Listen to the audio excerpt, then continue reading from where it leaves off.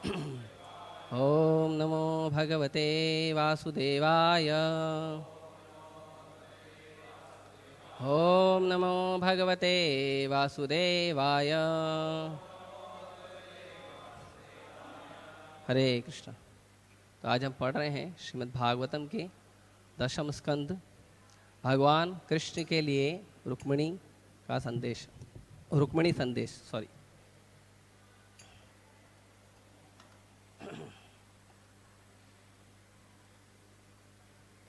दशम स्कंद का अध्याय नंबर 52।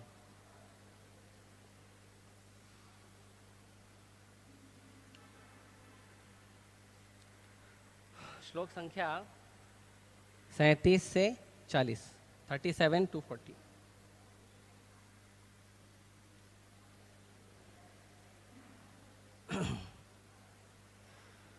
तो जो श्लोक संख्या 40 है उसका पुनरावृत्ति करेंगे, उसको रिपीट करेंगे। उसके पहले जो श्लोक है मैं श्लोक और अनुवाद पढ़ देता हूँ, ठीक है। श्री रुक्मिणी उवाच, नहीं इसे मैं पढ़ता हूँ, ठीक है। आप लोग 40वां पढ़ जाओ। श्रुत्वा गुणान् भुवन सुंदर शृण्वतां ते निर्वेश कर्ण विवरैर् हरतो अंगतापं रूपं दृशं दृश्यमताम् अखिलार्थलाभं त्वय्यच्युता विशति चित्तं अपत्रपं मे। तो इसका अनुवाद है, ब्राह्मण द्वारा पढ़े जा रहे अपने पत्र में श्री रुक्मिणी ने कहा, हे जगतों के सौंदर्य, आपके गुणों के विषय में सुनकर जो कि सुनने वालों के कानों में प्रवेश करके उनके शारीरिक ताप को दूर कर देते हैं, और आपके सौंदर्य के बारे में सुनकर कि वह देखने वाले की सारी दृष्टि संबंधी इच्छाओं को पूरा करता है। हे कृष्ण, मैंने अपना निर्लज्ज मन आप पर स्थिर कर दिया है। तात्पर्य, रुक्मिणी एक राजा की पुत्री थी। वह साहसी तथा निडर थी और वह कृष्ण के प्राप्त न होने पर मरना पसंद करती। यह सब विचार करके उसने एक स्पष्ट खुला पत्र लिखा जिसमें कृष्ण से याचना की गई थी कि वे आकर उसे ले जाएं। श्लोक संख्या 38। क्वा त्वा मुकुंद महती कुलशील रूप विद्या वयो द्रविण दामभिर आत्मतुल्यं धीरा पतिं कुलवती नवृणीत कन्या काले नृसिंह नरलोक मनोभिराम। इसका अनुवाद है, हे मुकुंद, आप वंश, चरित्र, सौंदर्य, ज्ञान, युवावस्था, संपदा तथा प्रभाव में केवल अपने समान हैं। हे पुरुषों में सिंह, आप सारी मानवता के मन को आनंदित करते हैं। उपयुक्त समय आ जाने पर ऐसी कौन सी राजकुल की धीर तथा विवाह योग्य कन्या होगी जो आपको पति रूप में नहीं चुनेगी। श्लोक संख्या 39। तन्मे भवान खलु वृतः पतिरंग जायाम आत्मार्पितश्च भवतो अत्र विभो विदेहि मा वीरभागम् अभिमर्शतु चैद्याराद गोमा युवान मृगपतेर्बलिमंबुजाक्ष। इसका अनुवाद इस प्रकार है, अतएव हे प्रभु, मैंने आपको अपने पति रूप में चुना है और मैं आपके शरण में आई हूँ। हे सर्वशक्तिमान, तुरंत आइए और मुझे अपनी पत्नी बना लीजिए। हे मेरे कमल नेत्र स्वामी, किसी सिंह की संपत्ति को चुराने वाले सियार जैसे शिशुपाल को एक वीर के अंश को कभी छूने न दीजिए। और अभी जो 40 नंबर श्लोक है उसको आप सभी रिसाइट भी कर सकते हैं मेरे पीछे, ठीक है। पुत्रेष्ट दत्त नियम वृतदेव विप्र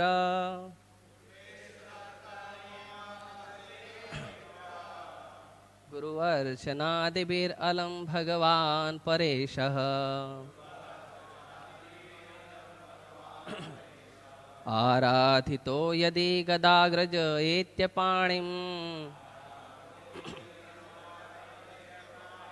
ऋणातु मेन दमघोषसुतादयोन्ये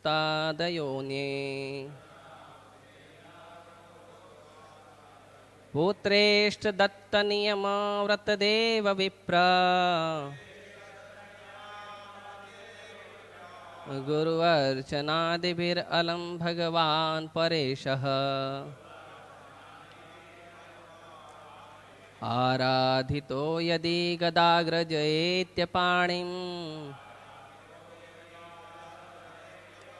ऋणातु मेन दमघोषसुतादयोन्ये पुत्रेषु दत्तनियमव्रतदेव विप्र गुरुवर्चनादिभिरलं भगवान् परेशः आराधितो यदि गदाग्रज एत्यपाणिम् ऋणातु मेन दमघोषसुतादयोन्ये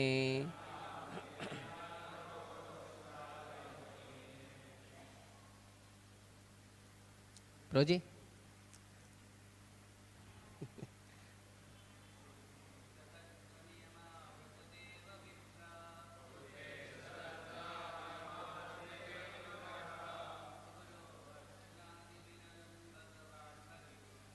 गुरुवर्चनादिभिरं भगवान् परेशः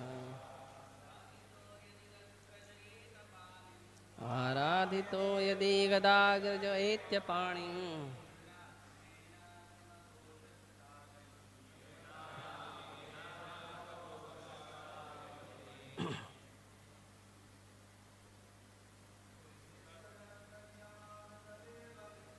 पुत्रेष्ट दत्तनियमव्रतदेव विप्र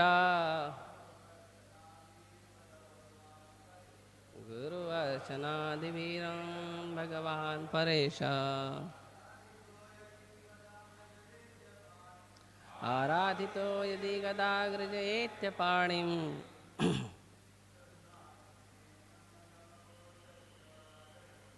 ऋणातु मेन दमघोषसुतादयोन्ये माताजी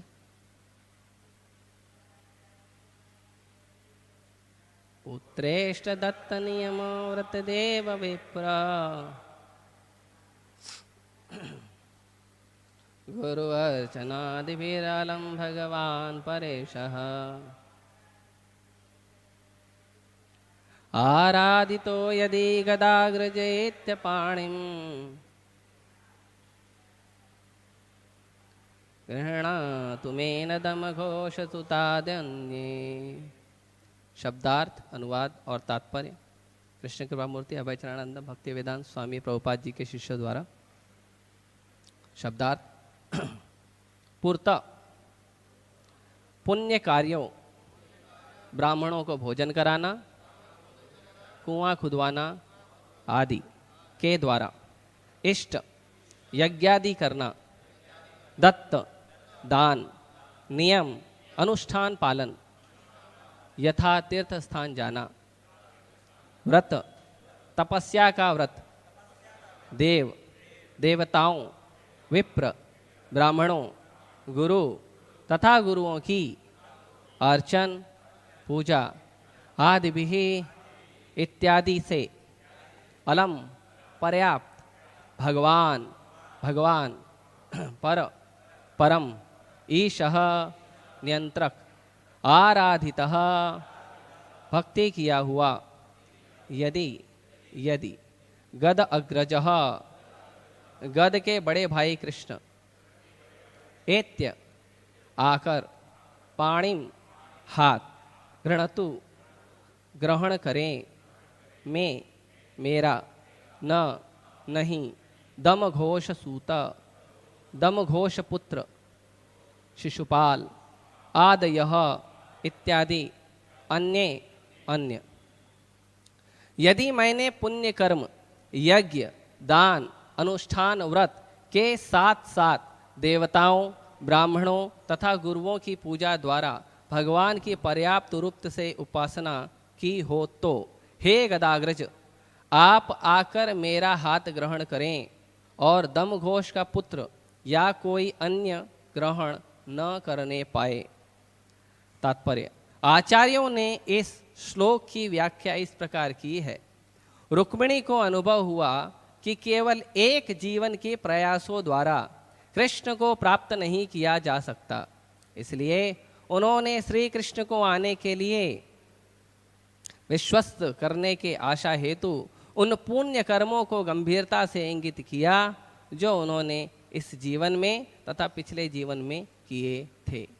ओम अज्ञानतिमिरन्धस्य ज्ञानाञ्जनशलाकया चक्षुरुन्मिलितं येन तस्मै श्रीगुरुवे नमः। श्रीचैतन्यमनोभीष्टं स्थापितं येन भूतले स्वयं रूपः कदा मह्यं ददाति स्वपदान्तिकं। वन्देऽहं श्रीगुरो श्रीयुतापदकमलं श्रीगुरून् वैष्णवांश्च श्रीरूपं साग्रजातं सगणो रघुनाथान्वितं तं सजीवं साद्वैतं सावधूतं परिजनसहितं कृष्णचैतन्यदेवं श्रीराधा कृष्णपादान् सहगणललिता श्रीविशाखान्वितांश्च। नमो विष्णुपादाय कृष्णपृष्ठाय भूतले श्रीमते भक्तिवेदांत स्वामिनिति नामिने। नमस्ते सारस्वते देवे गौरवाणी प्रचारिणे निर्विशेष शून्यवादी पाश्चात्यदेशतारिणे। नमो महावदन्याय कृष्णप्रेमप्रदायते कृष्णाय कृष्णचैतन्य नाम्ने गौरतुषे नमः। हे कृष्ण करुणा सिंधु दीनबंधु जगत्पते गोपेश गोपिकाकांत राधाकांत नमस्तुते। तप्त कांचन गौरांगी राधे वृंदावनेश्वरी वृषभानुसुते देवी प्रणमामि हरिप्रिये। वाञ्छाकल्पतरुभ्यश्च कृपा सिन्धुभ्यैव च पतितानां पावनेभ्यो वैष्णवेभ्यो नमो नमः। जय श्री कृष्ण चैतन्य प्रभु नित्यानंद श्री अद्वैत गदाधर शिवासादि गौर भक्तवृंद। हरे कृष्णा कृष्णा कृष्णा हरे हरे, हरे राम राम राम हरे।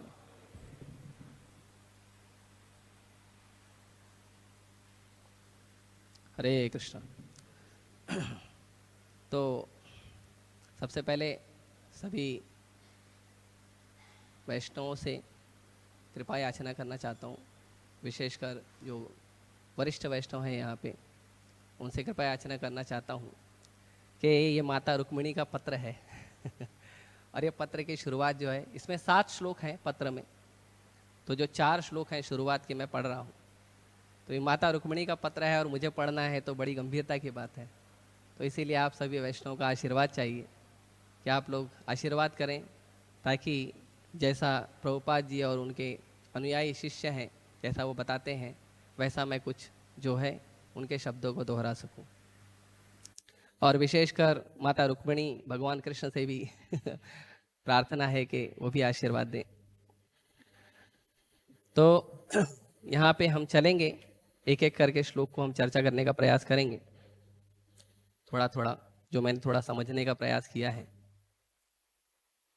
तो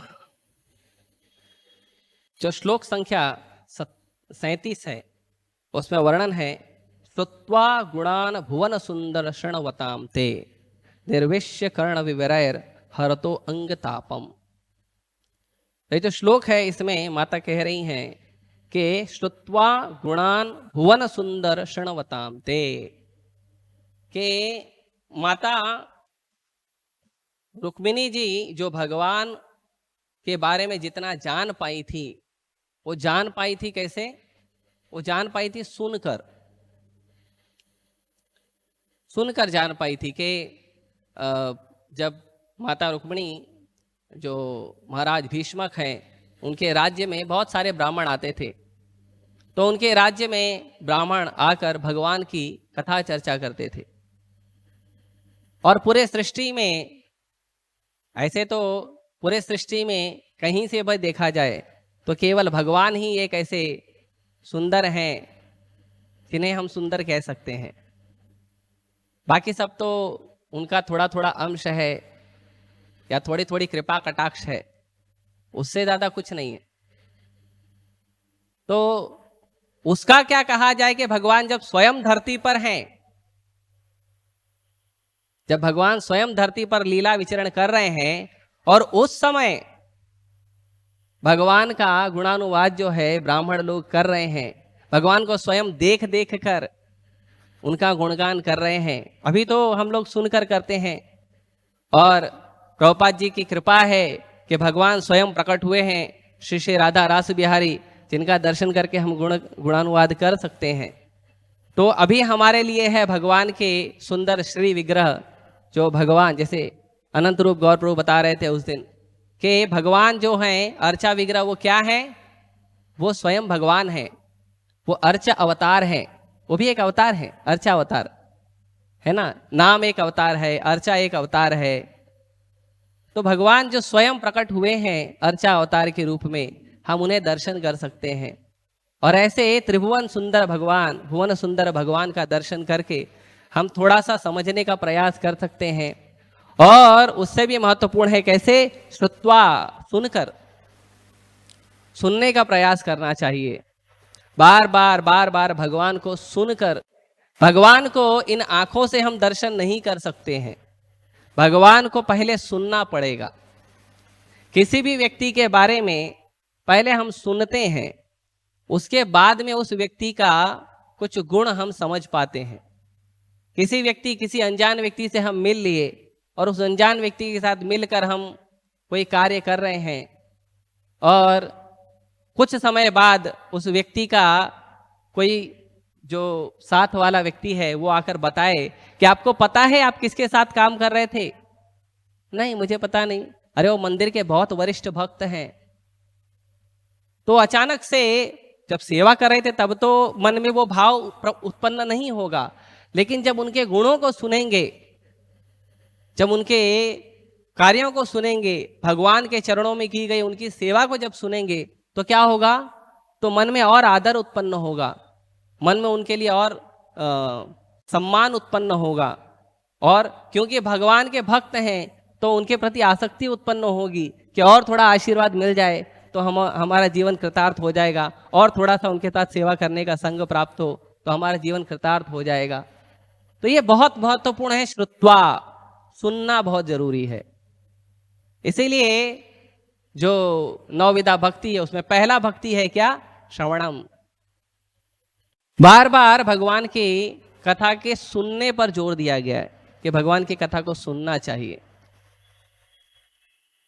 तो भगवान की कथा को जब सुनेंगे तब भगवान के बारे में हम जान पाएंगे। किससे सुनना है? तो जो गोपियां हैं विरह गीत में, गोपियां बताती है किससे सुनना है? जो आपके भक्त हैं। भगवान की कथा को सुनना है, किससे सुनना है? जो भगवान के भक्त हैं। किसी और से नहीं सुनना। रूप गोस्वामी जी भी कहते हैं किसी और से नहीं सुनना चाहिए। बहुत सारे कथाकार हैं, बहुत सारे दार्शनिक हैं, बहुत सारे राजनीतिज्ञ हैं, लेकिन ये सब लोग भगवान की कथा को या भगवान के बारे में वैसा नहीं बता पाएंगे जैसे भगवान हैं। प्रभुपाद जी ने हमें जो शास्त्र दिए हैं वो कैसे दिए हैं? As it is. इसमें कुछ अपने मन का, अपने विचार का, अपने अनुभव का कलमश नहीं जोड़ा गया है। वो कैसा है? एज इट इज है। जैसा है वैसा, जशी आहे तशी, जैसा है वैसा ही हमें प्राप्त हो रहा है। उसमें अपने मन से कुछ जोड़ा नहीं गया है। और कोई भगवत गीता यदि आप पढ़ेंगे या और कोई शास्त्र आप पढ़ेंगे, प्रभुपाद जी के शास्त्रों को छोड़कर यदि आप कोई और शास्त्र पढ़ेंगे तो आप ये देखेंगे कि बाकी शास्त्रों में, बाकी ग्रंथों में हमें रुचि नहीं आएगी। क्यों? क्योंकि प्रभुपाद जी ने हमें हायर टेस्ट दिया है। जय श्री श्री राधा रास बिहारी की, श्री श्री सीताराम लक्ष्मण हनुमान की, श्री श्री गौनिताय की, श्री प्रभुपाद की जय।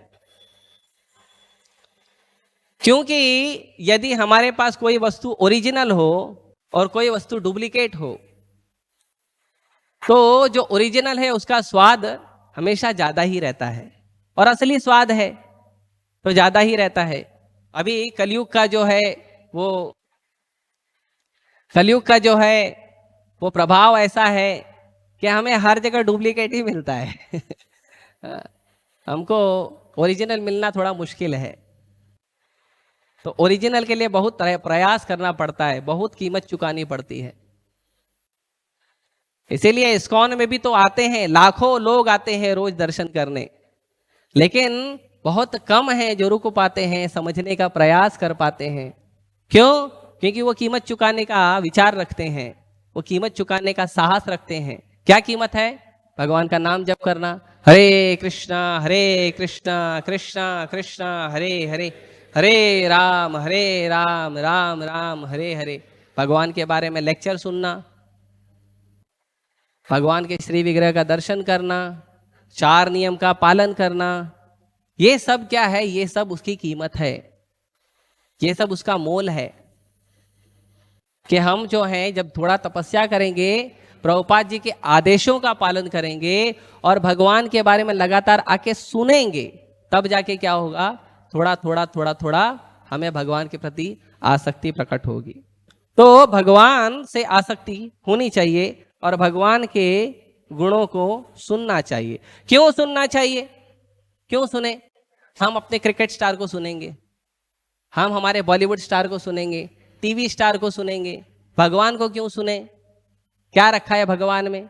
भगवान तो है भी नहीं, अब अर्चा अवतार तो हैं, लेकिन जो समझ नहीं पाते वो बोलते हैं भगवान तो है नहीं, भगवान दिखाओ, है ना? तो क्यों सुनना चाहिए? तो माता कह रही हैं, निर्विश्य कर्ण विवरय हरतो अंग तापम।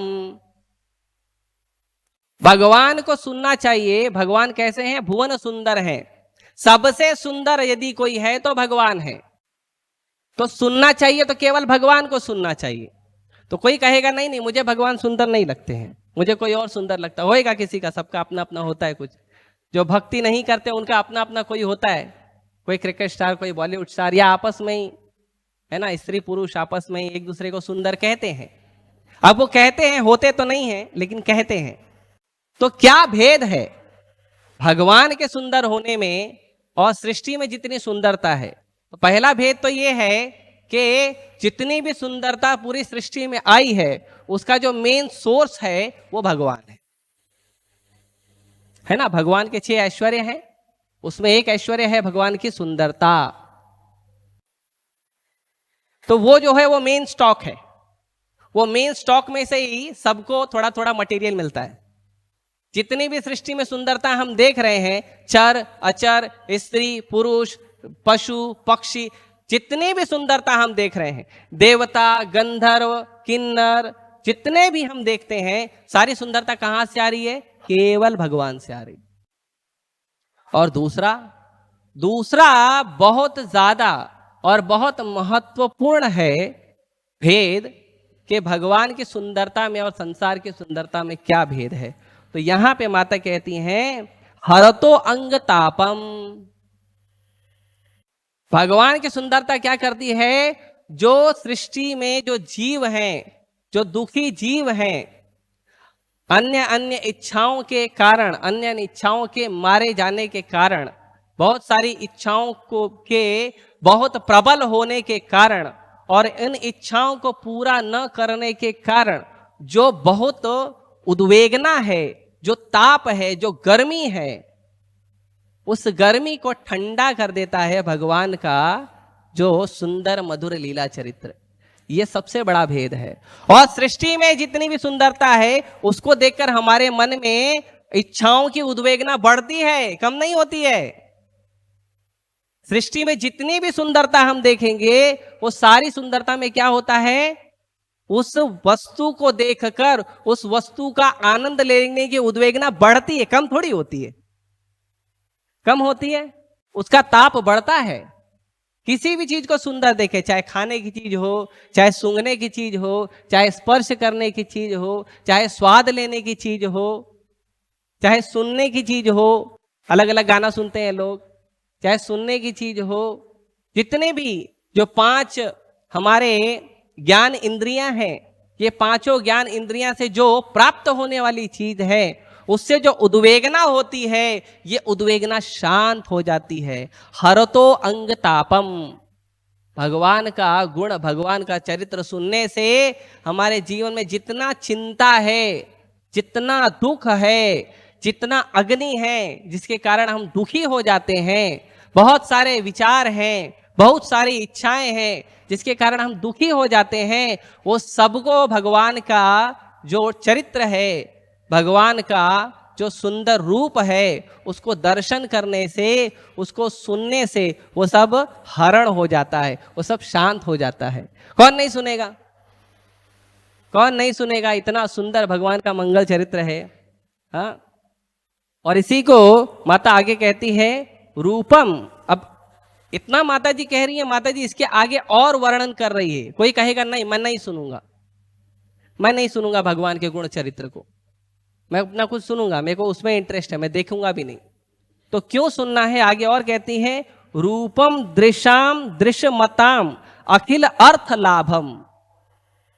हाँ, इसका जो अनुवाद है वो कैसा है कि देखने वाली सारी दृष्टि संबंधी इच्छाओं को पूरा करने वाला है।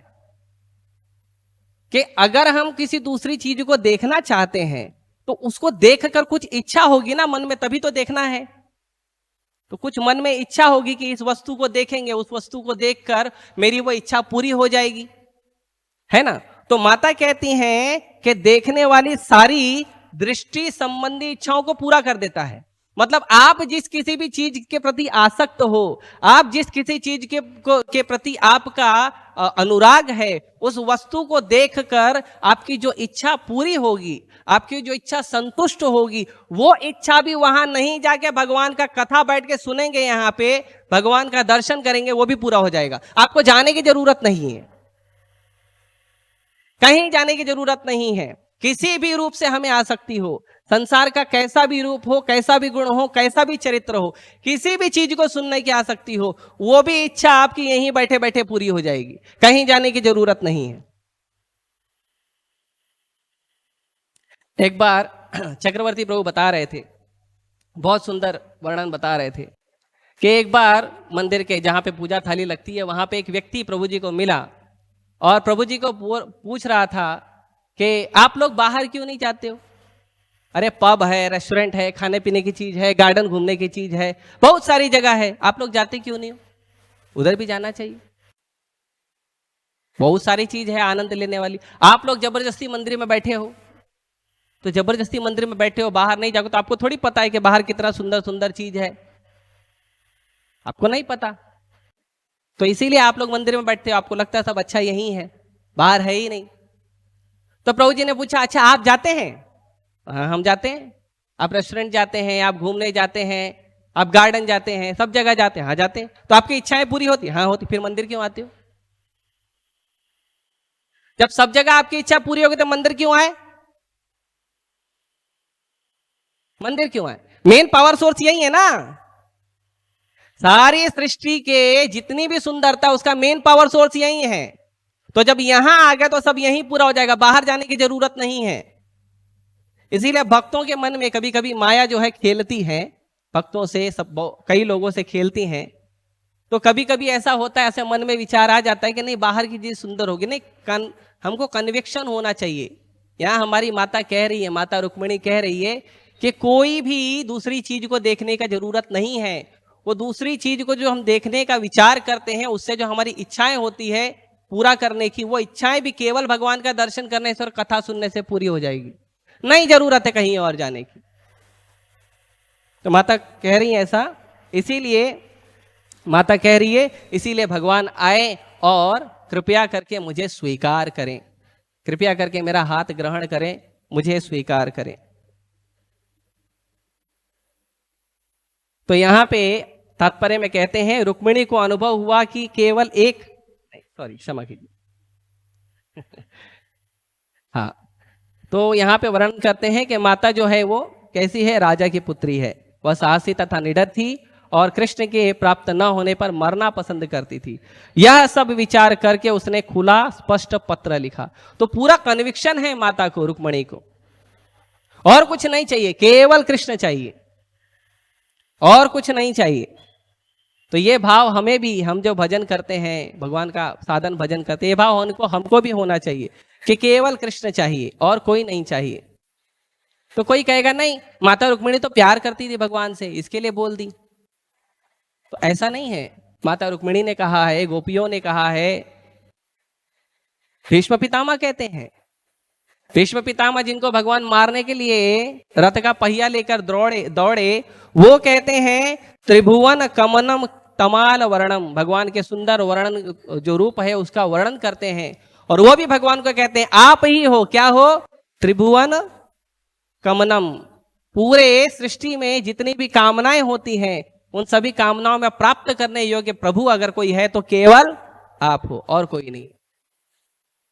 और ऐसे कई सारे वर्णन हैं जिसमें कई सारे भक्त, आप भागवतम में देखेंगे तो बार बार भगवान का जो स्तुति किया गया है भगवान के भक्तों द्वारा, बार बार यही कहा गया है कि भगवान कैसे हैं, भगवान बहुत सुंदर है।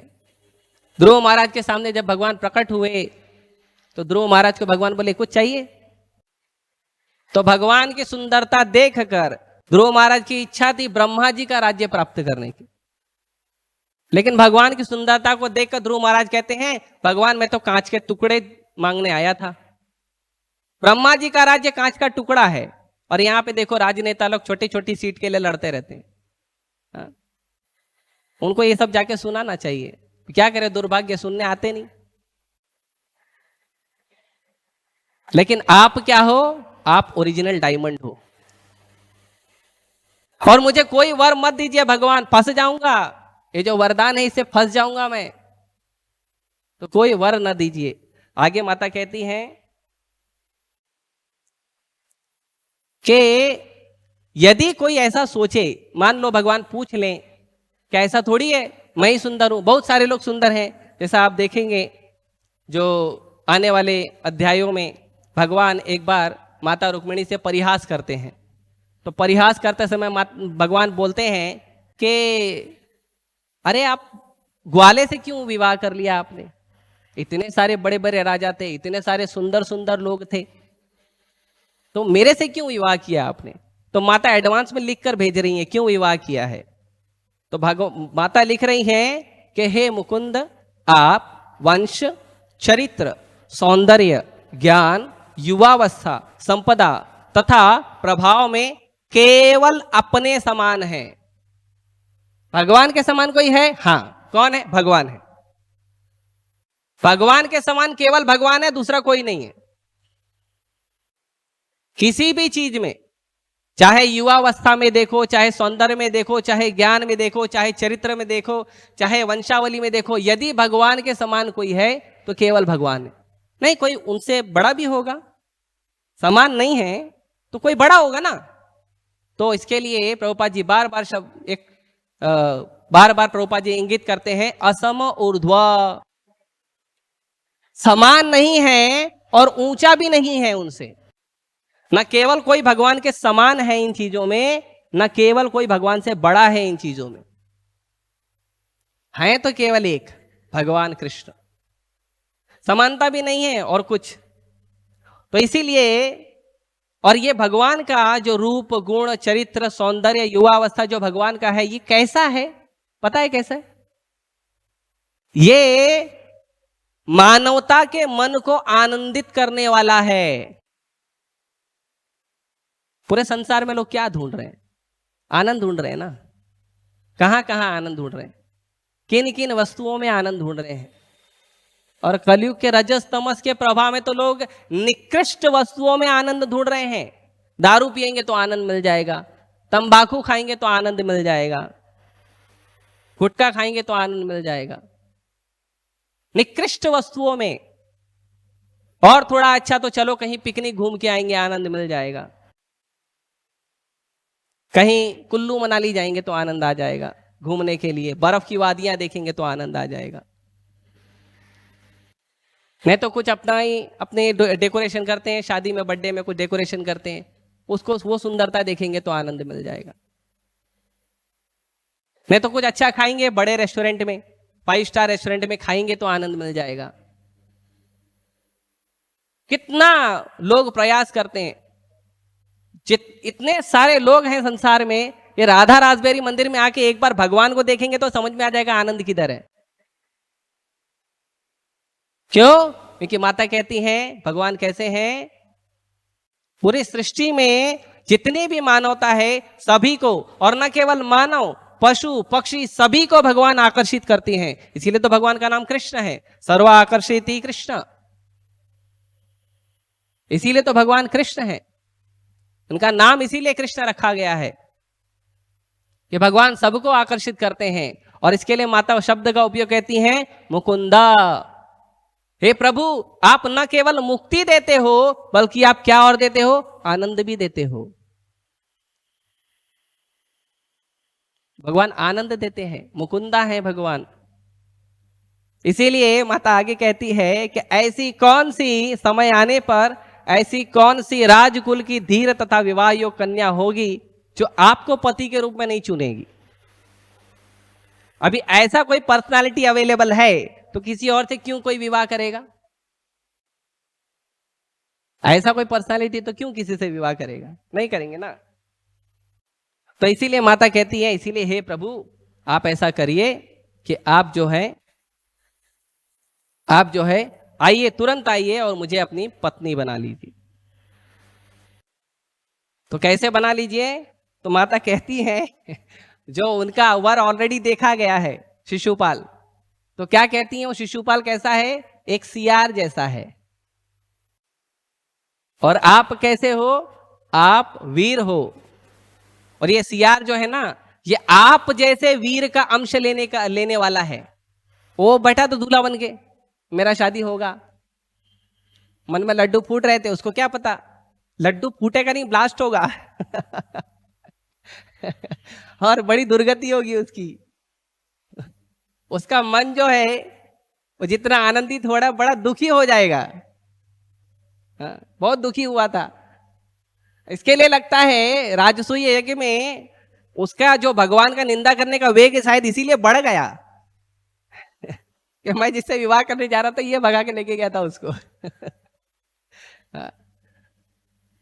तो माता कहती है ये जो सियार जैसा शिशुपाल है, दूल्हा बनकर बैठा है मुझसे विवाह करने के लिए, हे प्रभु मैं अपने आप को इसका अंश नहीं समझती हूं।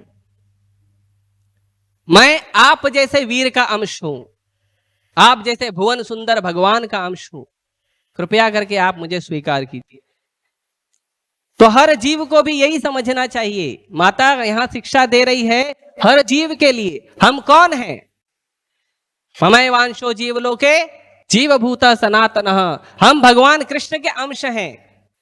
क्यों किसी और का ग्रास हम बने? क्यों किसी और व्यक्ति के सेवक बने? सेवा करना है तो भगवान की करो, भगवान के भक्तों की करो। क्यों किसी और की सेवा करें हम? कोई कहेगा नहीं नहीं सेवा तो करना पड़ेगा। बहुत सारे हमारे संबंधी हैं, घर के लोग हैं, जॉब करते हैं, बिजनेस करते हैं, है ना, कस्टमर तो देवता होता है, तो हमको इतना सब तो करना पड़ेगा ना। नहीं करना है।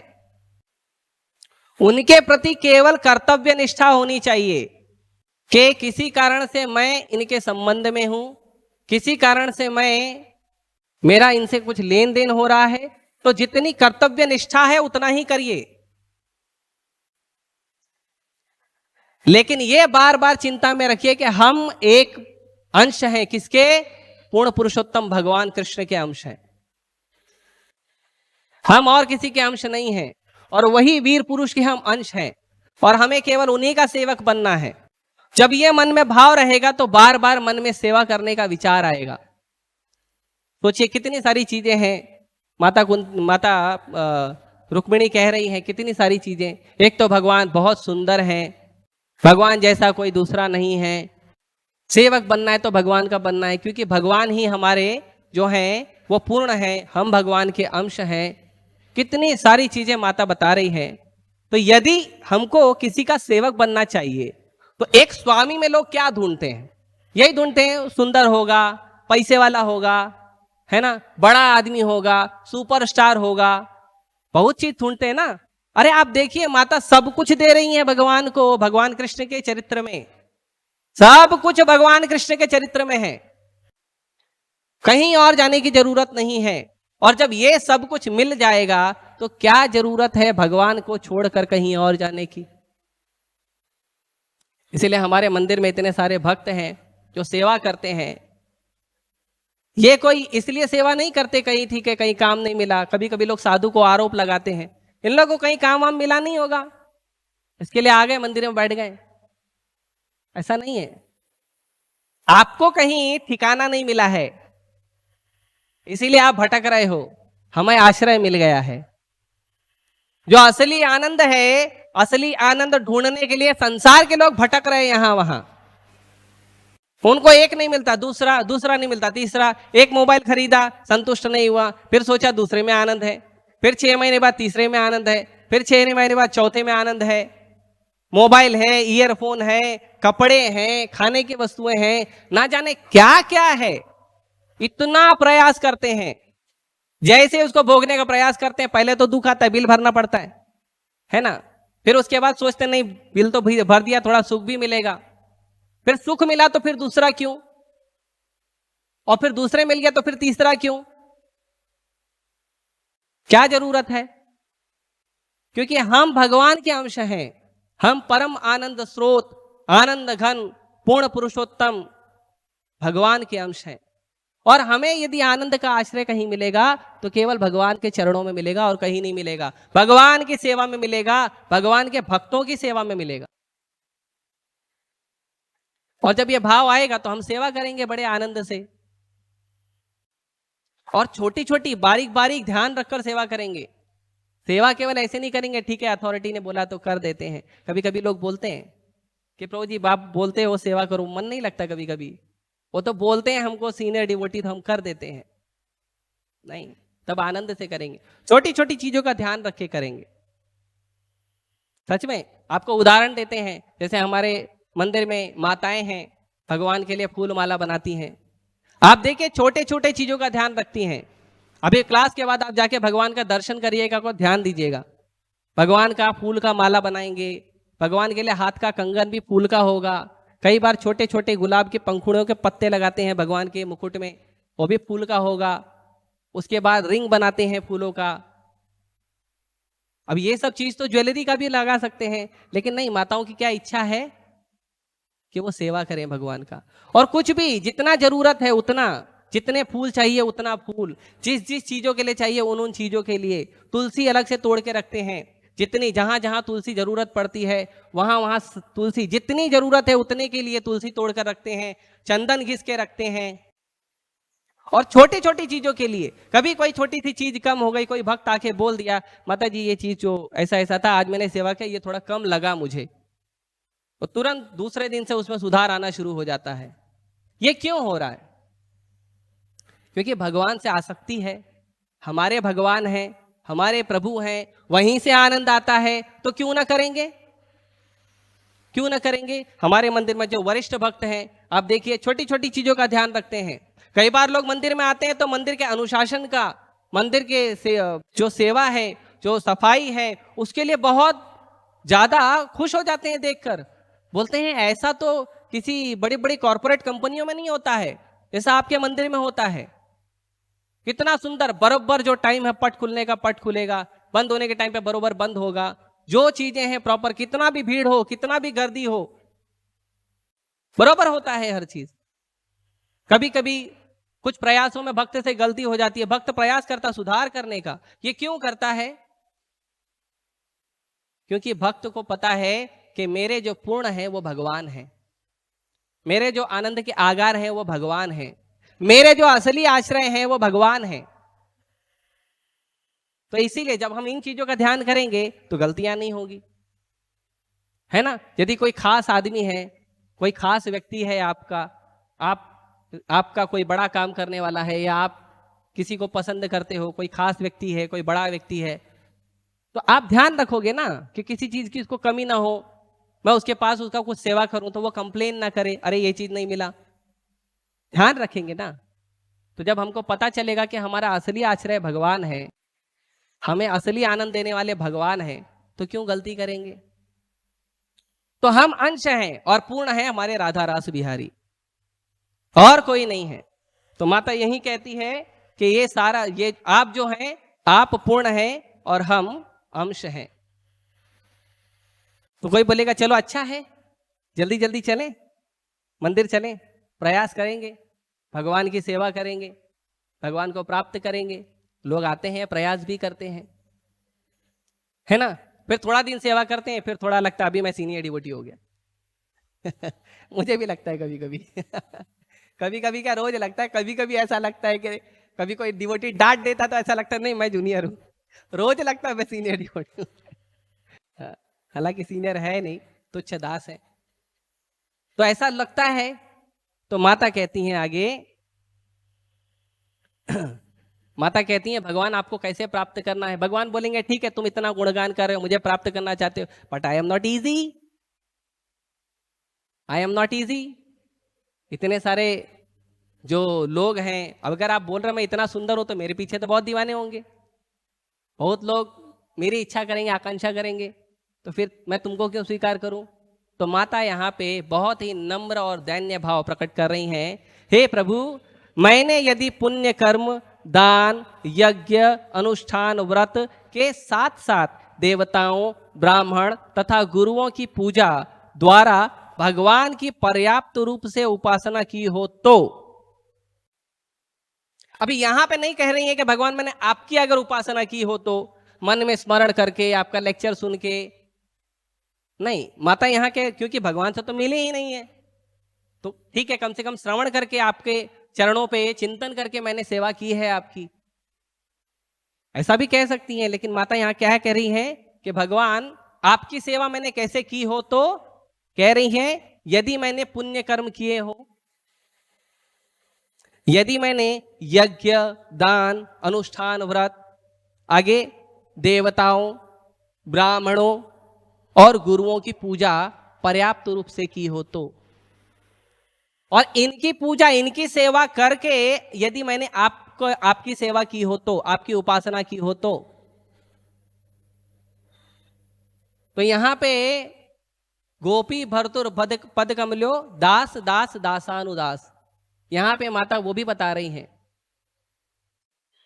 कि भगवान मैंने यदि आपकी सेवा की हो, आपके भक्तों के माध्यम से, जो देवता हैं आपके प्रतिनिधि हैं उनके माध्यम से, यदि मैंने दान किया हो, यज्ञ किया हो उनके माध्यम से, यदि मैंने किसी प्रकार से आपकी उपासना की हो तो, और कैसे की हो, पर्याप्त रूप से की हो। ठीक है, अगर कोई कमी रहेगी तो नो प्रॉब्लम, मैं अगले टाइम वापस प्रयास करने को तैयार हूं। लेकिन यदि आपको लगता है पर्याप्त हो गया है, अब भगवान के लिए तो हर चीज पर्याप्त है, भगवान के लिए सेवा में कोई कमी नहीं है, भगवान कभी किसी सेवा को कम नहीं देखते। संसार के लोग हैं, यदि आप बहुत सारा सेवा करो 99%, 1% नहीं करो तो डांट पड़ती है। और भगवान क्या कहते हैं, स्वल्पम अपयस्य धर्मस्य त्रायतो महतो भयात्, थोड़ा सा कर दो, थोड़ा सा सेवा कर दो, थोड़ा सा। और भगवान वो थोड़ी सी सेवा को कंप्लीट मानते हैं। कोई बोलेगा 1%, अरे 1% किया ना, भगवान 5% किया, अरे 5% किया ना, 5% तो पूरा सेवा किया। तो भगवान हर चीज को पर्याप्त लेते हैं। हमें प्रयास करते रहना चाहिए, भक्तों के माध्यम से सेवा करते रहना चाहिए। हमें करेक्शन भक्त देंगे, ये कम है, वो कम है, क्योंकि वो चाहते हैं हम जल्दी सुधरें, वो चाहते हैं हम जल्दी शुद्ध हो, वो चाहते हैं हमारी सेवा में इम्प्रूवमेंट हो, वो चाहते हैं हमारे नाम जप में इम्प्रूवमेंट हो, वो चाहते हैं कि हम जितना भी भगवान की सेवा में लगे हैं, जहां जहां लगे हैं उसमें इम्प्रूवमेंट हो, तो वो हमें करेक्शन देंगे। लेकिन भगवान हर सेवा को पूरा लेते हैं। तो माता कह रही है यदि आप पर्याप्त किया हो, मैंने पर्याप्त रूप से किया हो, तो हे गदाग्रज आप मेरा हाथ ग्रहण करें, ताकि दमघोष का पुत्र या कोई अन्य ग्रहण करने न आए। तो यहाँ पे तात्पर्य प्रभुपाद जी कहते हैं, आचार्यों ने इस श्लोक की व्याख्या इस प्रकार की है कि रुक्मिणी को अनुभव हुआ कि केवल एक जीवन के प्रयासों द्वारा कृष्ण को प्राप्त नहीं किया जा सकता, एक जीवन के प्रयास से नहीं किया जा सकता, ऐसा माता कह रही हैं। और भगवान भी कहते हैं, कहां कहते हैं भगवान भगवद्गीता में, बहुनाम जन्म नाम अंते ज्ञानवान माम प्रपद्यते वासुदेव सर्वमिति स महात्मा सुदुर्लभ। बहुत जन्मों के बाद जब ये बुद्धि आ जाती है कि हमारे आश्रय, हमारे आनंद के जो आगार हैं वो कौन है? भगवान है। जब ये विचार आता है तब कोई विरला महात्मा, ग्रेट सोल, वो भगवान को प्राप्त करने का प्रयास करता है। तो ग्रेट सोल कैसा होता है? तो प्रभुपाद जी उसी भगवत गीता के 7वें अध्याय के 19वें श्लोक के तात्पर्य में प्रभुपाद जी लिखते हैं, अन्य अभिलाषिता शून्यम ज्ञान कर्मादि अनावृतम।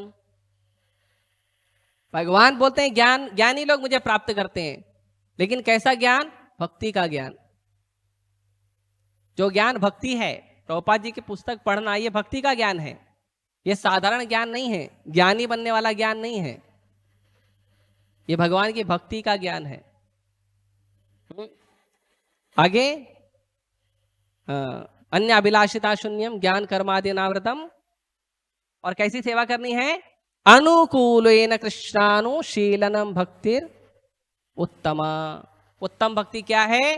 कि हम हमेशा प्रयास करें कि जो हमारी सेवा है, जो हमारा प्रयास है, जो हम वरिष्ठ भक्तों को सेवा कर रहे हैं या किसी भक्त को हम सहायता कर रहे हैं, असिस्ट कर रहे हैं, ये कैसी होनी चाहिए? कृष्ण की सेवा के अनुकूल होनी चाहिए, भगवान के अनुकूल होनी चाहिए। उनकी सेवा के अनुकूल होगी और उनकी सेवा के अनुकूल होगी और हमें कोई पद की आशा नहीं करना है, हमें कोई ज्ञान कर्म के विचार में नहीं पड़ना, मैंने सेवा किया, मैंने ज्ञान लिया, नहीं। उससे अनावृत हो जाना है। सेवा करके करके करके, जैसे माता कुंती कहती है, दैन्यता भाव दिखा रही है माता कि यदि मैंने ये सब सेवा की हो प्रभु, यदि आपको लगता है मैंने पर्याप्त रूप से की है तो कृपया मुझे स्वीकार करें।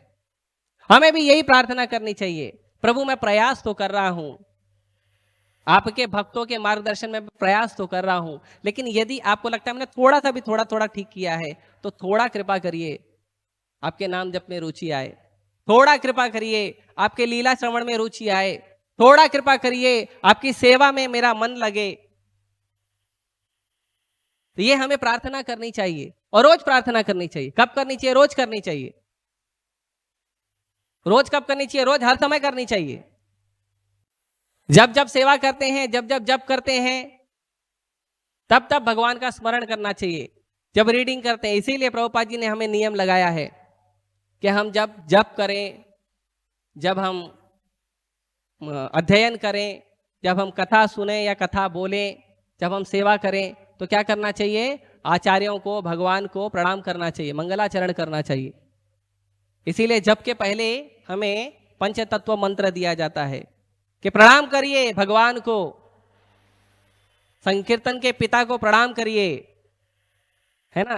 भगवान चैतन्य महाप्रभु के गुणगान में जो वर्णन है भगवान का, उसमें वर्णन है, आजानुलंबित भुजौ कनकावधातो संकीर्तनैक पितरो कमलायताक्षो विश्वाम्भरो द्विजवरो युग धर्म पालो वंदे जगत प्रिय करो करुणावतारो। तो ये जो भगवान करुणा में भगवान है, ये करुणा में भगवान को हमें पंचतत्व मन से प्रणाम करना चाहिए।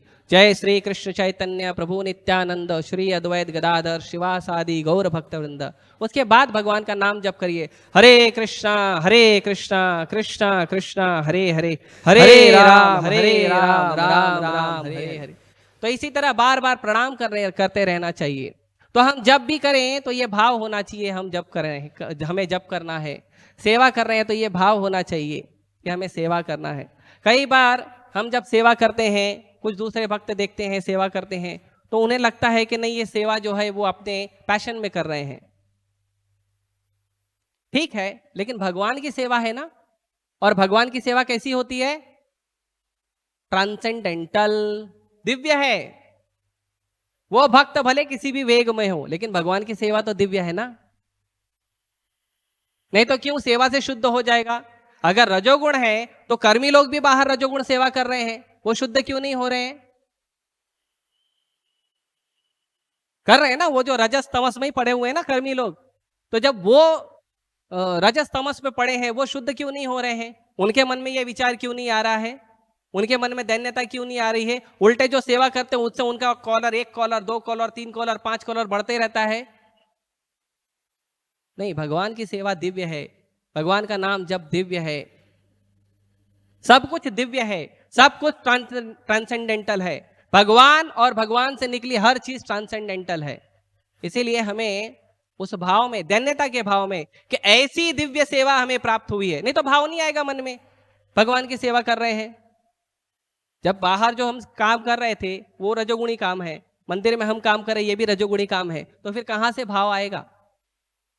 भाव तब आएगा ना जब ये हायर है, तभी भाव आएगा ना, दिस इज हायर।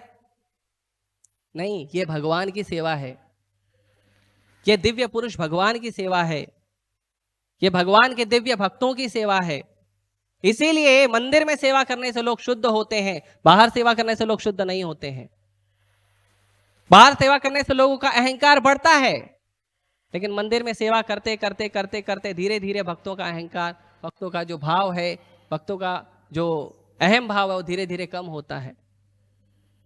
तो जब करते हैं, सेवा करते हैं, श्रवण करते हैं, धीरे धीरे आप देखिए जो वरिष्ठ भक्त हैं, आप देखेंगे वरिष्ठ भक्तों में, तो ये हमें विचार करना चाहिए कि सब कुछ दिव्य है और इन सब दिव्य चीजों को हमें प्राप्त करना है भगवान की कृपा से, वैष्णव के आशीर्वाद से, आचार्यों के आशीर्वाद से। कैसे? दैन्य भाव से। यदि मैंने कुछ किया, मैं तो योग्य नहीं हूं, लेकिन यदि मैं थोड़ा सा प्रयास कर पाया हूं, यदि आपको ठीक लगता है, कोई बात नहीं, थोड़ा तो कृपा करिए। तो ऐसा प्रयास हमें करना चाहिए। धन्यवाद। हरे कृष्णा कृष्णा कृष्णा हरे हरे, हरे राम राम राम हरे हरे। तो किसी भक्त का कोई कमेंट हो या कोई करेक्शन हो तो कृपया करके दे सकते हैं। प्रश्न का उत्तर तो मैं बहुत छोटा हूं, नहीं दे पाऊंगा। यस, हनुमान प्रभु का कमेंट होगा। धन्यवाद प्रभु जी।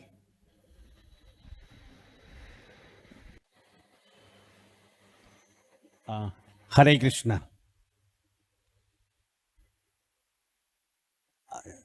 इसमें अभी हम कई बार सुनते हैं भक्तों से, जब भक्त प्रवचन करते हैं भगवद गीता भागवतम के विषय पर, कि उनसे हमें नहीं सुनना है जो भक्त नहीं है।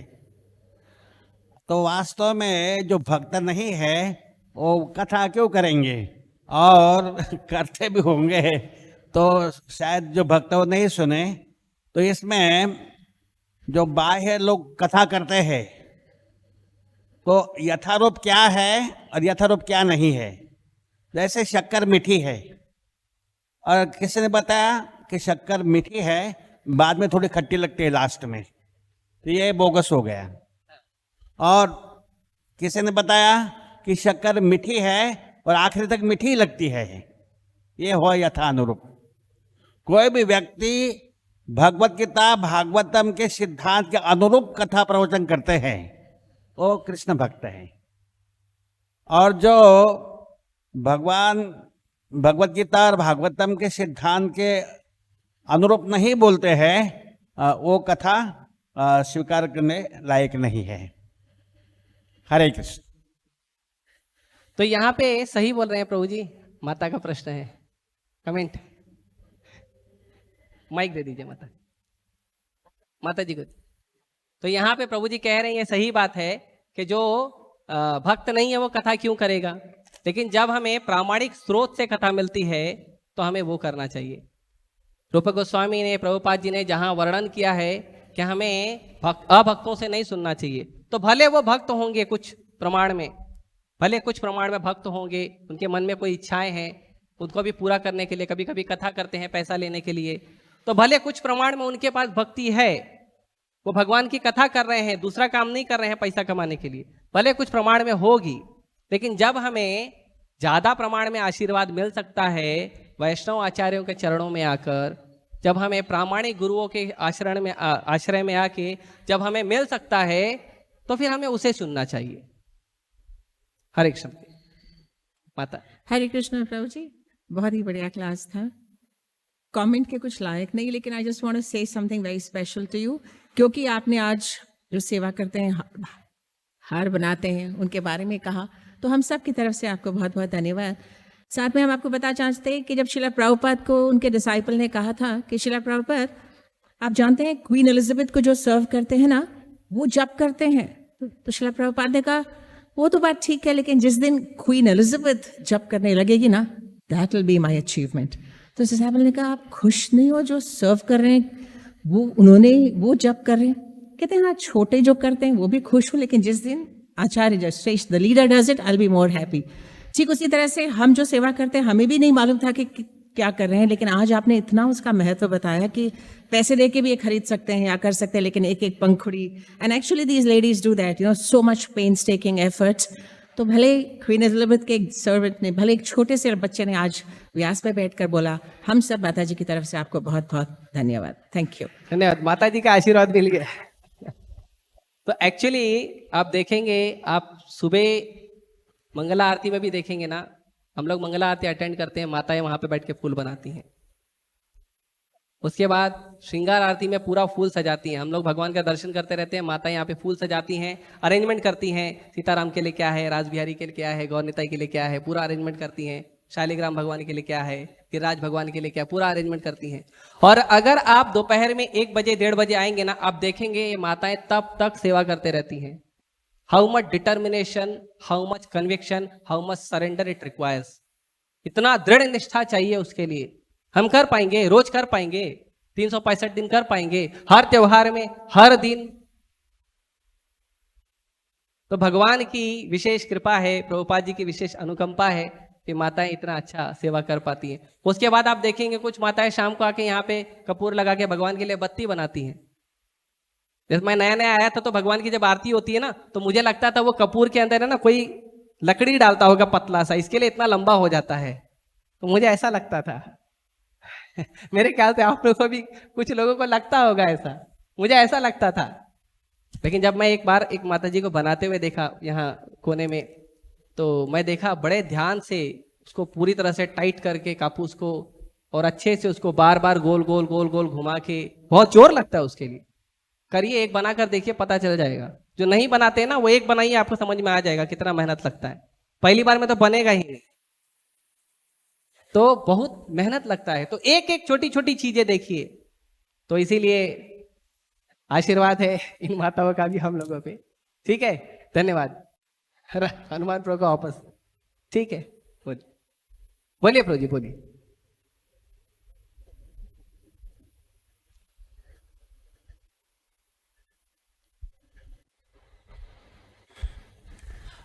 हरे कृष्णा।